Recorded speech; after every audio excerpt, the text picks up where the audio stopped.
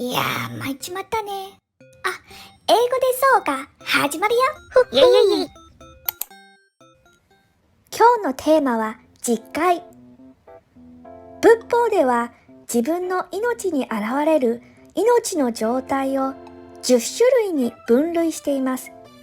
これを実戒と呼んでいます。英語では The Ten Worlds と言います。自分の命の状態がどこにあるかを知ることで、一体何がわかり、どう日常に影響を及ぼすのか、実戒を一緒に見ていきましょう。No.1 地獄界。なんとも独特しいネーミングですね。英語で地獄のことを Hell と言いますが、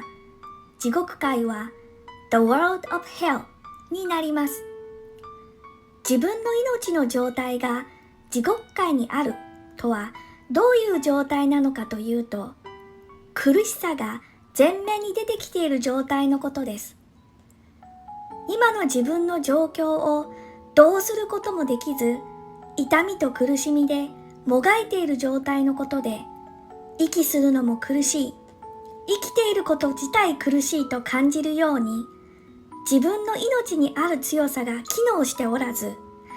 目の前に起きていることの苦しみに吸い寄せられている状態のことです。No.2 餓鬼界。餓鬼界は英語で The World of Hunger と言います。ハングリーな状態というのは欲しい欲しいという状態で、もちろん人はある程度ハングリーさは必要ですが、この生命状態に振り回されてしまう命の弱さが、いつも何かが足りない、満たされていないという思いに引きつけられてしまい、心が支配され、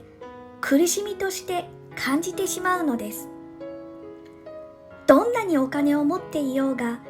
何を得られたとしても心が満たされず、幸せを感じることができない命の状態。本当の原因は自分の命の弱さ、欲に引っ張られてしまっている自分にあると気がつかない人は意外と多いのかもしれません。No.3 畜生界。畜生界は英語で The World of Animals と言います。アニマルな状態とは何かというと、本能のまま動く状態で、自分さえ良ければいいという命に引っ張られてしまっている状態のことです。この命の状態が自分の言葉となり、自分の態度となり、周りと関わってしまうことで、結局自分にとって本当に大切なものを気づくことができないと言えます。No.4 修羅界。修羅界は英語で The World of Anger と言います。アシュラの方が有名でしょうか。怒りに引っ張られてしまう命の弱さということですが、もう一つ嫉妬というのも修羅界の状態と言われています。他の人より勝ろうとする気持ち。これ自体が悪いということではなく、自分の命の弱さと結びついてしまうと、この強い感情に振り回されてしまい、結果自分を苦しめてしまいます。嫉妬は自分が優れているように見せることにエネルギーを使い、いい人を装う表の顔と、自分よりも勝っている人を妬む強い感情で満ちている裏の顔。心に表と裏があり、心が歪んで正常な判断ができなくなっている状態なので、自分で気がつくというのは難しいかもしれません。No.5 忍界。忍界は英語で The World of Human Being と言います。穏やかな命で冷静に判断することが可能になっている状態のことです。いい感じですね。そりゃあ誰だって人界の命の状態で居続けたいなと誰しも思うはずですが、それができている環境や条件が失われた場合、人界の状態を保てるでしょうか。いやいや、すぐ地獄界や餓鬼界の状態が現れてきます。つまり、人界といっても、周りの環境や条件に影響されやすく、ずっと保ち続けるのは難しいということなのです。No.6 天界。天界は英語で The World of Heaven と言います。さまざまな欲望が満たされて喜びに浸っている状態のことを言います。これも人界と同じですが、特に天界は何か外からの条件がなければ持続するのは難しいですね。この地獄界から天界までの6つの生命状態は六道と呼ばれています。英語で The Sixth Path と言います。この地獄界から天界までの六道がなぜひとまとまりにされているかというと、六道は結局のところ自分の外の条件や外の環境に触れて出てくるものなので、自分の外によって幸福感が左右されてしまうことにあります。また、生きていること自体も泣いたり笑ったり苦しんだり感情だけが繰り返されるだけで、本当の意味で自分が何のために生きているのかという問いには、この六道だけで答えを出すのは難しいからです。外の条件では左右されない幸福とは一体何なのか。それでは残りの4つを見ていきましょう。No.7 正門界。英語で The World of Learning と言います。仏の教えや他者の経験を聞くことを通し、真理を求めている状態のことを言います。つまり、六道に振り回される生き方から、一体どう生きていったらいいんだろう、どういう人生が幸せだと思える生き方なのかを、いろいろ情報を集めている状態のことを言います。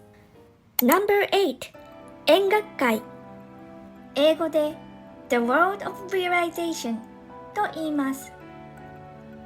さまざまな物事を縁として自分の力で真理を求めている状態のことを言います。つまり、いろいろ情報を集めた中で自分の体験や経験も通して、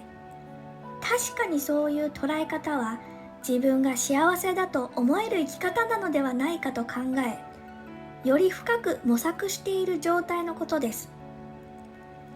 この正門界と円楽界の2つの状態を二乗と呼びます。英語で two vehicles と言います。この二乗は自分の人生を深く見つめ試作しているという意味では、六道を超えた命の状態にはなると思います。自分が幸せだと思える人生とは何だろう。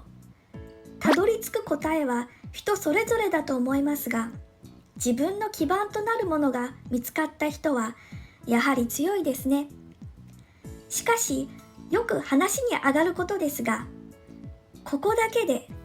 つまり二乗だけでとどまっていてはやはりダメなんだと思います。理由はいろいろ言われますが、結局のところ、この二乗で得られる生命状態というのは、あくまでも自分がどうしていったらいいのか、自分がどこまで深く考えられているのかにどうしても比重が多く置かれているため、他の人にはあまり目を向けられていない状態になっているからだと思います。No.9 菩薩界。英語では The World of Bodhisattva と言います。この後の回に出てきますが、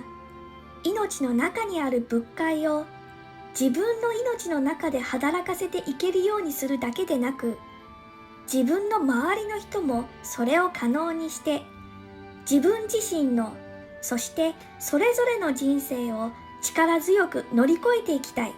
乗り越えていってほしいと願い、行動していこうとする命のことを言います。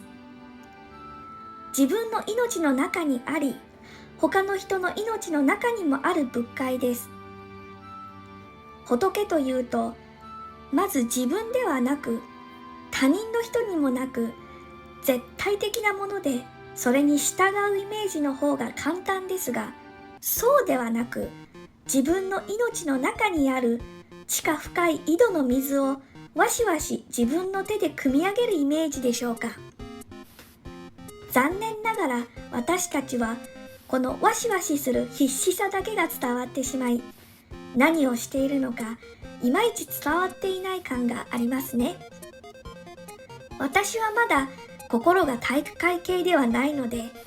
やっぱり必死にわしわししてしまいますが、母は心がムッキムキなので、指一本で笑いながら組み出せます。こうなると無敵です。外からどんなことが襲いかかっても、ムッキムキで乗り越える命を組み出すことができます。こういう人生のことを成仏と言うんでしょうね。No.10 仏界。英語で The World of Buddhahood と言います。まず仏とは根源の法を得た人のことを言います。そして仏界とはそれを得たことで開かれる命の状態で、物事の真理を明らかにする知恵、何が起きようとも動じない心の強さ、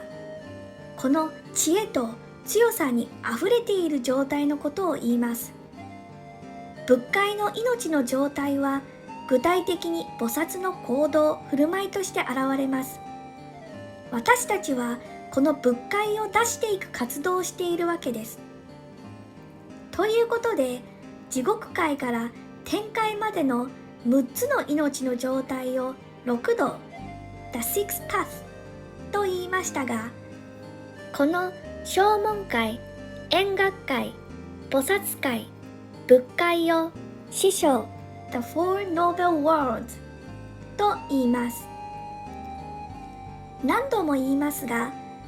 実界は自分の命の状態を分けたものなので、逆に言うと誰にでも仏界は備わっているということになります。日蓮大聖人はこのように述べています。浄土というも地獄というも外にはそうらわず、ただ我らが胸の間にあり、これを悟るを仏という。これに迷うを凡夫という。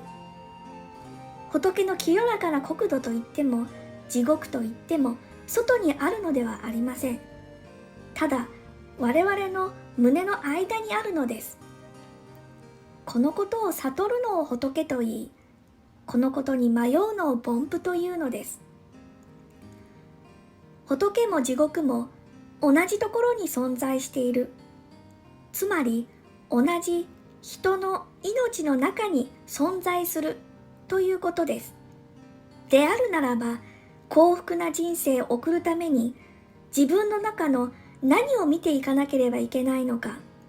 どうしていくことが必要なのかが大切になりますね。もちろんいろんな考え方があるとは思いますが、ぜひ参考にしてみてください。それでは皆さん、素晴らしき人生を。英語でそうかでした。またね。